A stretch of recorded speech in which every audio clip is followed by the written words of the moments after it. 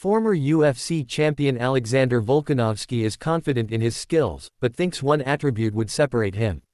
Volkanovski, 26-4 MMA, 13-3 UFC, is coming off back-to-back knockout losses to UFC lightweight champion Islam Makhachev and featherweight champion Ilia Topuria.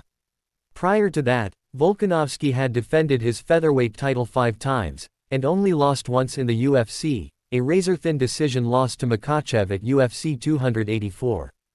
Volkanovski doesn't see himself being outmatched by anybody throughout an entire fight, so he'd pick an iron chin as the trait he'd take from another fighter.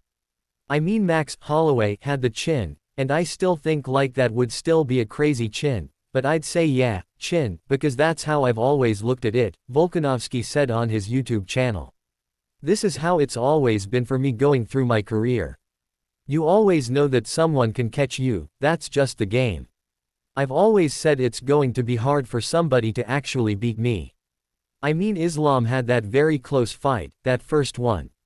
So there's only very few, if any, that can take me to a decision and beat me that way. Obviously, you could say Islam did, it was a very close fight, but I've always said that anyone can catch you, right? This is MMA, it's a crazy sport. Anyone can catch you, but beating me is something different. If you could sit there and have the chin where you take away that only opportunity for someone to beat you, you're going to be pretty hard to beat, that's for sure. After suffering his second straight knockout loss at UFC 298 in February, Volkanovski opted to take some time off.